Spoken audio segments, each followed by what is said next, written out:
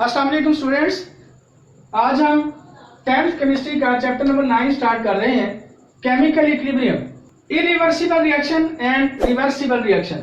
Students, रोजमर्रा जिंदगी में हम बेशुमार केमिकल रिएक्शंस को देखते हैं और बाद ऐसे केमिकल रिएक्शन हैं जो एक ही डायरेक्शन में जा रहे होते हैं और कुछ रिएक्शन ऐसे होते हैं जो फॉरवर्ड भी और बैकवर्ड भी दोनों डायरेक्शंस में चल रहे होते हैं।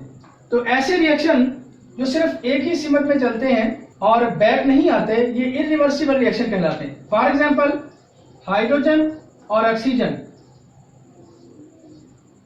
ये दोनों रिएक्ट करते हैं और ये वाटर बन जाता है। अगर हम इसको बैलेंस कर लें तो ये बैलेंस्ड इक्वेशन है। यहाँ हाइड्रोजन और ऑक्सीजन रिएक्टेंट हैं, ये कंबाइन हुए हैं, रिएक्ट करने के बाद प्रोडक्ट को बनाते हैं और ये फॉरवर्ड जाता है, लेफ्ट टू राइट जाता है रिएक्शन, सिर्फ वापस नहीं होता। ऐसे रिएक्शन कंप्लीट हो जाते हैं, ये इरिवर्सिबल रिएक्शन है, ये कंप्लेशन को पहुंच जाते हैं। क्योंकि इसमें तमाम जब रिएक्टेंट यूज हो जाते हैं तो फिर ये प्रोडक्ट के अंदर बदल जाते हैं। लेकिन इसके बरक्स हम दूसरी एग्जांपल देखते हैं, नाइट्रोजन और हाइड्रोजन गैस आपस में रिएक्ट करती है। तो शुरू में ये नाइट्रोजन गैस और हाइड्रोजन गैस रिएक्ट करने के बाद अमोनिया बनाती, नाइट्रोजन और हाइड्रोजन के रिएक्शन से अमोनिया बनता है। ये रिएक्टेंट है और ये प्रोडक्ट है। अगर हम इसको बैलेंस कर लें तो ये इसकी बैलेंस फॉर्म है। अब इसके बाद कुछ देर के बाद जब ये प्रोडक्ट काफी ज्यादा हो जाता है, इसकी मिकदार बढ़ जाती है, तो ये रिएक्शन बैकवर्ड चलना शुरू हो जाता है, यानी दोबारा नाइट्रोजन और हाइड्रोजन पैदा करना शुरू कर देता है। तो ये वो रिएक्शन है जो बोथ डायरेक्शन में चलता है, in forward direction as well as in backward direction. बिस्मिल्लाहिर्रहमानिर्रहीम। स्टूडेंट्स, हम 10th की केमिस्ट्री स्टार्ट कर रहे हैं। केमिकल इक्विलिब्रियम चैप्टर का नाम है चैप्टर नंबर 9 और यहाँ सबसे पहला क्वेश्चन है, what are reactant and products in a chemical reaction. Chemical reaction के अंदर रिएक्टेंट और प्रोडक्ट से क्या मुराद है। In a chemical reaction the substances that combine are called reactant and new substances formed are called product. यानी किसी कीमियाई तामल में जो चीज़ें रिएक्शन में हिस्सा ले रही होती हैं, रिएक्शन में मिल रही होती हैं, कंबाइन हो रही होती हैं, वो रिएक्टेंट कहलाती हैं और नई बनने वाली चीज़ या प्रोडक्ट जो है उसे हम प्रोडक्ट कहते हैं। तो अभी ये एग्जांपल आप देखें कि फॉर एग्जांपल हाइड्रोजन और ऑक्सीजन जो हैं ये कंबाइन हो रहे हैं। तो हाइड्रोजन गैस और ऑक्सीजन गैस ये रिएक्टेंट हैं और इनके कॉम्बिनेशन से वाटर बनता है, यानी H2O। तो ये H2O जो रिएक्टेंट के कॉम्बिनेशन से बना है, इसको हम प्रोडक्ट का नाम देते हैं। तो H2O + O2 give us 2H2O। Arrow का निशान लगाया जाता है रिएक्टेंट के बाद और उसके बाद प्रोडक्ट लिखा जाता है। Define irreversible reaction. Irreversible reaction से क्या मुराद है। Most of the reactions in which the product do not recombine to form reactant are called irreversible reaction. अक्सर रिएक्शंस ऐसे होते हैं, केमिकल रिएक्शंस, जिनके अंदर प्रोडक्ट जो है वो दोबारा रिकम्बाइन नहीं होता और वो रिएक्टेंट को पैदा नहीं करता। ये इरिवर्सिबल रिएक्शन की एग्जाम्पल है। They are suppose to complete and are represented by putting a single arrow between the reactant and product. इसको लिखने का तरीका ये होता है कि आप रिएक्टेंट के बाद सिर्फ एक एरो लिखते हैं, सिंगल एरो, तीर का निशान लगाते हैं। और इसमें ये होता है कि रिएक्टेंट मिलने के बाद जब प्रोडक्ट बन जाता है तो दोबारा प्रोडक्ट जो है वो फिर रिकम्बाइन होकर या दोबारा रिएक्ट करके रिएक्शन करने वाली चीज़ें जो रिएक्टेंट हैं वो नहीं बनाता। तो ये वन डायरेक्शन में चलता है, यानी फॉरवर्ड डायरेक्शन में, लेफ़्ट टू राइट अमल करता है, लेफ़्ट टू राइट ही चलता है। तो इसे हम फॉरवर्ड रिएक्शन कहते हैं। तो बैकवर्ड रिएक्शन जिसमें प्रोडक्ट से दोबारा रिएक्टेंट बने वो इसमें नहीं होता। तो इरिवर्सिबल रिएक्शन कंप्लेशन को पहुंच जाते हैं, मुकम्मल हो जाते हैं, इसमें सिर्फ रिएक्टेंट मिलकर प्रोडक्ट बनाते हैं और प्रोडक्ट दोबारा रिएक्टेंट नहीं बनाता। On the other hand, reaction in which the products can recombine to form reactants are called reversible reaction. अब रिवर्सिबल रिएक्शन को हम डिफाइन कर रहे हैं कि ये वो रिएक्शन है जिनके अंदर प्रोडक्ट दोबारा रिकम्बाइन होते हैं और फिर वो रिएक्टेंट भी बनाते हैं, यानी ये दो तरफा अमल है, फॉरवर्ड भी और बैकवर्ड भी। इसकी कंप्लेशन के बारे में ये सवाल होता है कि ये कभी मुकम्मल नहीं होते। क्यों? इसलिए कि रिएक्टेंट जब मिलते हैं तो प्रोडक्ट बन जाता है, फिर दोबारा प्रोडक्ट जो है वो वापसी का सफ़र शुरू कर देते हैं, यानी वही रिएक्टेंट दोबारा बनाना शुरू कर देते हैं जिनसे मिलके प्रोडक्ट बना होता है। These reaction never go to compression, they are represented by a double arrow, ये डबल तीर से ज़ाहिर किए जाते हैं रिएक्टेंट और प्रोडक्ट के दरमियान। These reactions proceed in both way, ये वो रिएक्शन है जो दोनों रस्तों में चलते हैं। They consist of two reaction, forward and reverse, यानी इनके अंदर दो तरह के रिएक्शन होते हैं, फॉरवर्ड रिएक्शन भी होता है और बैकवर्ड रिएक्शन भी होता है। बैकवर्ड रिएक्शन को हम रिवर्स रिएक्शन भी कहते हैं, यानी ये उल्टी सिमत में चलता है। एक रिएक्शन जो फॉरवर्ड होता है वो लेफ़्ट टू राइट होता है, वो रिएक्शन जो फॉरवर्ड होता है लेफ़्ट टू राइट होता है, और जो बैकवर्ड रिएक्शन है वो राइट टू लेफ़्ट होता है। अब नाइट्रोजन और हाइड्रोजन मिलके क्या बना रहे हैं, अमोनिया बना रहे हैं, लेकिन ये अमोनिया गैस जो है दोबारा फिर रिएक्टेंट नाइट्रोजन और हाइड्रोजन बना रही है, तो ये बैकवर्ड रिएक्शन है। तो इस तरह ये फॉरवर्ड भी है और बैकवर्ड भी है, ये रिवर्सिबल रिएक्शन की एग्जांपल है। So a reversible reaction is one which can take place in forward direction and as well as in backward direction. तो रिवर्सिबल रिएक्शन एक ऐसा रिएक्शन है जिसमें फॉरवर्ड रिएक्शन भी हो रहा होता है और बैकवर्ड रिएक्शन भी हो रहा होता है।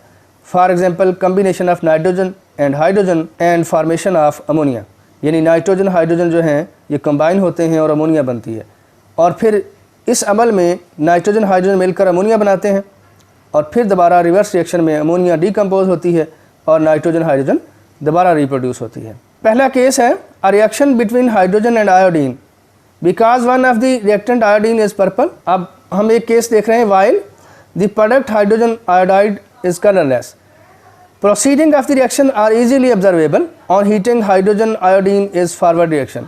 अब केस पहला हमने देखा कि हाइड्रोजन आयोडीन मिलकर HI बनाते हैं, HI से मुराद ये प्रोडक्ट है हाइड्रो आयोडिक एसिड, तो ये कलरलेस है। चूँकि आयोडीन पर्पल थी लिहाजा उसका कलर नज़र आ रहा था, जब वो रिएक्ट करने के बाद HI की फॉर्म में आती है तो कलर गायब हो जाता है। ये एक रिएक्शन है।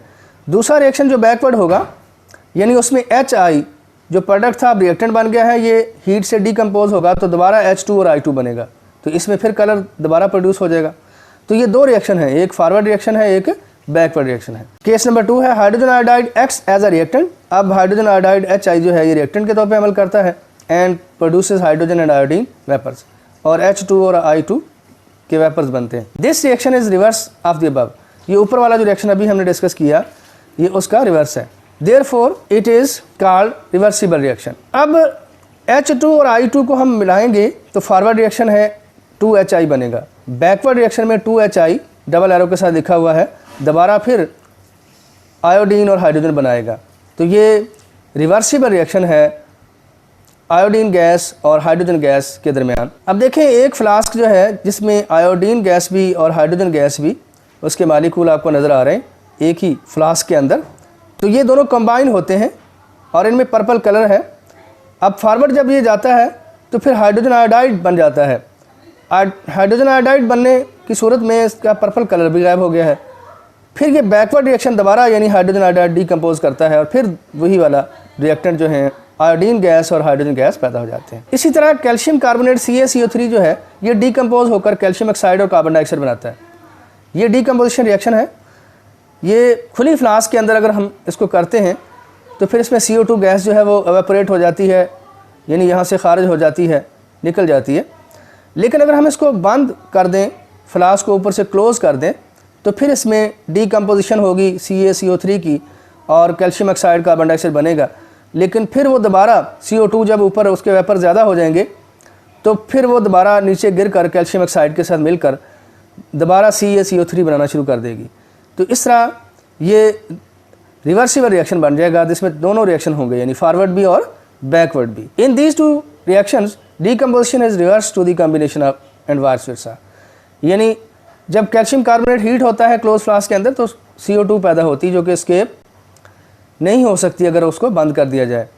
तो initially only decomposition take place, यानी सिर्फ फॉरवर्ड रिएक्शन हो रहा होता है शुरू में, but after a while CO2 start combining with calcium oxide to form CaCO3 reverse reaction.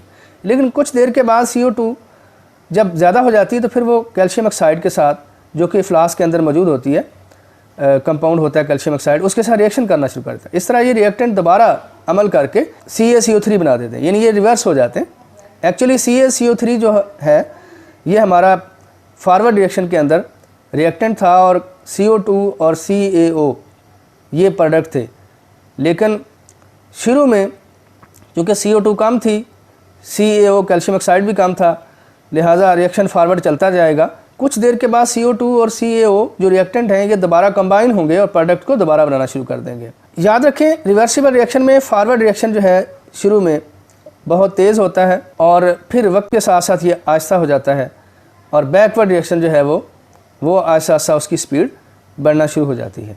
तो एक स्टेज आती है जब फॉरवर्ड और बैकवर्ड रिएक्शन दोनों एक ही रेट पे हो जाते हैं। तो वो स्टेज जिस पे फॉरवर्ड और बैकवर्ड रिएक्शन दोनों सेम रेट पे हो रहे हों उसको हम केमिकल इक्विलिब्रियम का नाम देते हैं। But eventually the reverse reaction speed up and both reactions go on at the same rate. At this stage decomposition and combination, यानी कैल्शियम कार्बोनेट का टूटना डीकम्पोजिशन है जिससे CO2 और CaO बनता है, और फिर CO2 और CaO का मिलना और मिलकर CaCO3 बनाना ये कॉम्बिनेशन है। तो गोया डीकम्पोजिशन और कॉम्बिनेशन दोनों जब सेम रेट पे हो रहे होंगे तो वो स्टेज जो है ये इसे हम डायनामिक इक्विलिब्रियम का नाम देते हैं। इस पिक्चर को देखें, forward rate of reaction decreases, यानी शुरू में रेट ऑफ रिएक्शन जो है रिएक्शन रेट वो काफ़ी ज़्यादा होता है फॉरवर्ड का, तो ऊपर से स्टार्ट कर रहे हैं हम, लेकिन ये नीचे आ रहा है, जबकि रिवर्स रेट ऑफ रिएक्शन जो है ये 0 से स्टार्ट हो रहा है, और यानी ये शुरू में बिल्कुल 0 है और कम है, आहिस्ता आहिस्ता ये बढ़ रहा है, ये ऊपर को जा रहा है। देखिए उल्ट चीज़ है, फॉरवर्ड रेट जो है वो शुरू में बहुत ज़्यादा था लेकिन वक्त के साथ साथ कम हो रहा है, डिक्रीज़ हो रहा है, लेकिन रिवर्स रेट ऑफ रिएक्शन जो है वो शुरू में 0 था और वक्त के साथ साथ बढ़ रहा है। इस तरह से दोनों रेट जो है वो एक वक्त में आके बराबर हो जाते हैं। तो ये वो स्टेज है जिसको हम इक्विलिब्रियम कहते हैं। At equilibrium state rate of forward reaction and reverse reaction become equal. तो ये वो स्टेज होती है। तो इसको डिफाइन किया जाता है केमिकल इक्विलिब्रियम को, a state of a chemical reaction at which both the reactions, both rate of reaction यानी फॉरवर्ड रिएक्शन और बैकवर्ड रिएक्शन सेम होते हैं। When reaction does not stop, only the rates of forward and reverse reactions become equal to each other। यानी ये वो stage होती है जहाँ रिएक्शन स्टॉप नहीं हुआ लेकिन दोनों के रेट सेम हो गए हैं, फॉरवर्ड के और बैकवर्ड के, but take place in opposite direction. This is called dynamic equilibrium state. Dynamic mean reaction is still continuing, यानी इसका मतलब ये है कि रिएक्शन अभी हो रहा है। तो डायनामिक इक्विलिब्रियम स्टेट पर rate of forward reaction equal to rate of reverse reaction.